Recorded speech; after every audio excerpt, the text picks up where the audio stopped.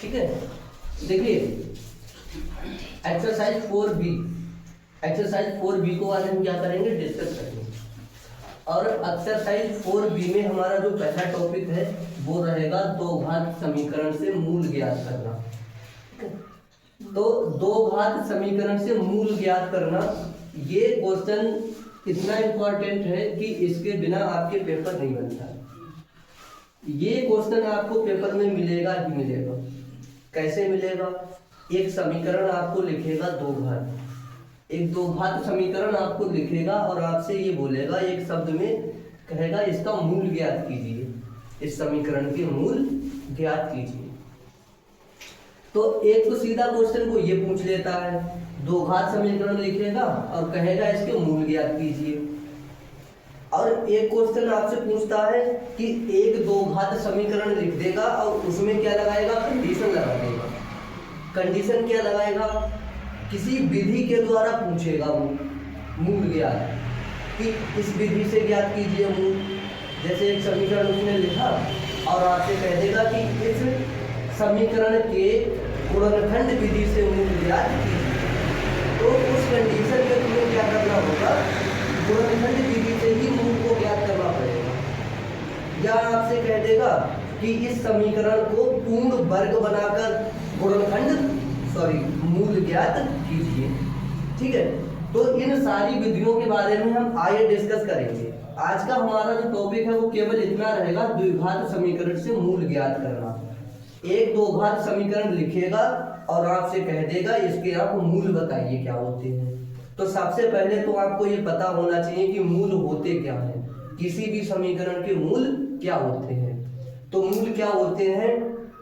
अज्ञात राशि के वे मान होते हैं जो समीकरण को संतुष्ट करते हैं, वो हमारे क्या कहलाते हैं, समीकरण के मूल कहलाते हैं। यानी कि वो मान x का आप जो मान निकालेंगे, अगर वो मान समीकरण को संतुष्ट करता है तो वो x का मान ही हमारा क्या कहलाएगा, मूल कहलाएगा।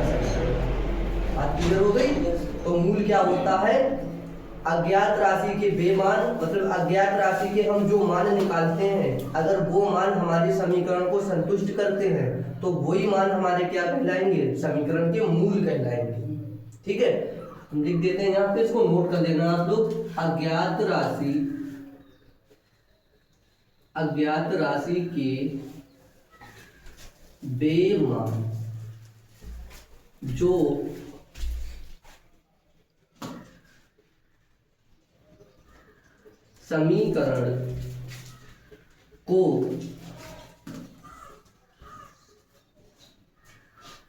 समीकरण को संतुष्ट करते हैं। ठीक है, अज्ञात राशि के वे मान जो समीकरण को संतुष्ट करते हैं, उस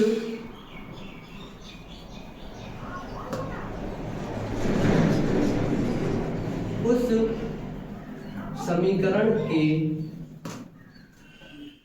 मूल कहलाते हैं। ठीक है, उस समीकरण के मूल कहलाते हैं। इस तरीके से आपसे क्वेश्चन पूछे। तो अब हमें मूल के बारे में पता लग चुका है कि मूल क्या होता है। अज्ञात राशि के वे मान जो समीकरण को संतुष्ट करते हैं उसके मूल कहलाते हैं। जैसे हम यहाँ पे एक एग्जाम्पल ले लेते हैं।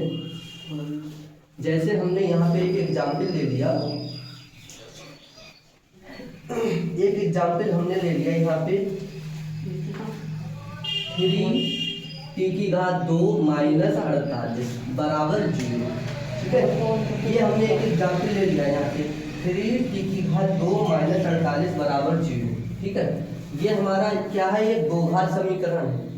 अब हम इसको हल करते हैं। तो देखिए कैसे हम इसको हल कर लेंगे, ध्यान से समझो इसको। इस 48 को हम कहाँ भेज देंगे, इधर, ये इधर आ जाएगा। तो ये हो जाएगा 3t²। आप इसे चाहो तो समीकरण एक भी बना सकते हो यहाँ पे। ठीक है, और ना बनाना चाहो तो मत करो, कोई प्रॉब्लम नहीं। ठीक है, 3t² माइन बराबर, इसको हमने इधर भेजा, प्लस का हो जाएगा 48। बात क्लियर यहाँ तक? ये वाला नंबर हमारा कहाँ चला जाएगा, घटे में। तो ये हो जाएगा 3t² बराबर 48 बटे कितना हो गया 3। इसको हम 3 से डिवाइड करेंगे तो क्या आ जाएगा 16 आ जाएगा। तो इधर देखिए 3t² बराबर कितना हो गया 16। अभी क्या करेंगे वर्ग हटाएंगे, तो वर्ग हटाने के लिए क्या करते हैं ना वर्गमूल लेने पर, वर्गमूल लेने पर, ठीक है, वर्गमूल लेने पर जैसे ही आप वर्गमूल लोगे ये वाला वर्ग हटके कहाँ आ जाएगा इसके ऊपर, तो अंडर रूट में ये आ जाएगा 16, ठीक। तो t बराबर कितना आ गया, इसको हम जब वर्गमूल इसका लेंगे तो कितना आएगा 4 आ जाएगा। अगर आपको ऐसे नहीं समझ में आता तो इसको तोड़ लीजिए, 4 गुणा 4 अभी भी 16 है, ये एक जोड़ा बना पूरा, तो एक 4 कहाँ आ जाएगा बाहर, तो t बराबर कितना आ गया 4, ठीक। ये प्लस माइनस हो सकता है, आपका अंडर रूट से मान निकलता है प्लस माइनस में, ठीक है। तो आप चाहें तो एक बार इसको क्या ले लीजिए प्लस में ले लीजिए 4, अब एक बार हम इसको क्या ले लेंगे t बराबर -4। ये हमें अज्ञात राशि हमारी क्या है t, अज्ञात राशि हमारी t है, तो अज्ञात राशि t का हमें क्या मान प्राप्त हुआ ये 4 मान प्राप्त हुआ प्लस का, एक माइनस का 4 प्राप्त हुआ। अब ये मान हम इसमें लगा के देखेंगे कि ये मान हमारे इस समीकरण को संतुष्ट करते हैं या नहीं। अगर ये मान हमारे समीकरण को संतुष्ट करेंगे तो ये हमारे समीकरण के क्या कहलाएंगे मूल कहलाएंगे। बात क्लियर हो गई यहाँ तक। तो चलिए जांच करते हैं हम इसकी कि ये हमारे मूल हैं या नहीं। एक बार हम यहाँ पे क्या कर लेते हैं जांच, इसकी हमने जांच कर ली। करेंगे जांच कैसे, t² - 48 बराबर 0। जांच करने का मतलब ये है कि जैसे हम यहाँ पे t² t का मान लगाएंगे तो हल करने पे हमें 0 के बराबर प्राप्त हो। ये वाला जो हिस्सा है पूरा, इधर वाला ये जो भाग है, ये इसको हम जब हल करें तो हल करने पर अगर हमें 0 प्राप्त होता है तो हम कहेंगे कि हाँ ये जो मान है वो समीकरण के मूल है, ठीक है। तो यहाँ पर हम पहले प्लस वाला मान लगाते हैं, देखते हैं आता है या नहीं।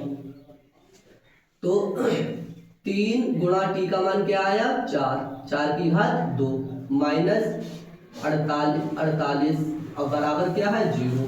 अब देखिए इस 4 का मतलब क्या है कि 4 की 2 बार गुणा, 4 चौक 16, तो ये क्या हो जाएगा 16 -48 बराबर 0। अब 16 3 48 -48 बराबर 0। अब प्लस के 48 माइनस के 48 घटेगा तो क्या बचेगा 0 बराबर 0। देखिए संतुष्ट हो रहा है, 0 के बराबर आया। इसका मतलब हमारा ये जो t का मान है ये इस समीकरण का क्या है मूल है।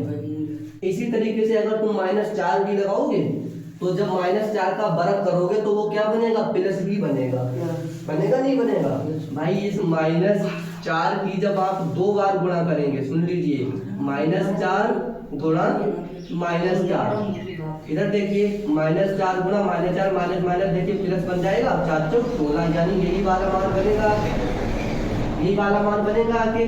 तो इस मान पे भी हमारा ये समीकरण क्या हो जाएगा संतुष्ट। तो इसका मतलब ये हमारे दोनों समीकरण के क्या है मूल है, यानी प्लस t का +4 भी हो जाएगा और -4 भी हो जाएगा। तो इस तरीके से हमें क्या होता है समीकरण के मूलों को ज्ञात करना होता है। तो बताइए आप कोई समस्या, अब अगर पेपर में आ जाए आपका सवाल कि 2 घातीय समीकरण का मूल ज्ञात कीजिए तो आप आसानी से कर लेंगे अब, ठीक है। ऐसे समीकरण लिखी होगी, आप उसको हल करेंगे, हल करने पर आपको अज्ञात राशि का मान प्राप्त होगा। उस अज्ञात राशि के मान को आप क्या करेंगे समीकरण में लगाएंगे। अगर उस मान ने समीकरण को संतुष्ट कर दिया, यानी दोनों पक्ष आपस में बराबर हो गए, तो हम कह देंगे कि हाँ ये जो मान आया है ये इस समीकरण का मूल है, ठीक है। तो ये हमारा क्लियर हो गया। तो आइए अब हम चलते हैं इनके क्वेश्चन की ओर। देखिए क्या क्वेश्चन है। पहला क्वेश्चन है इसका,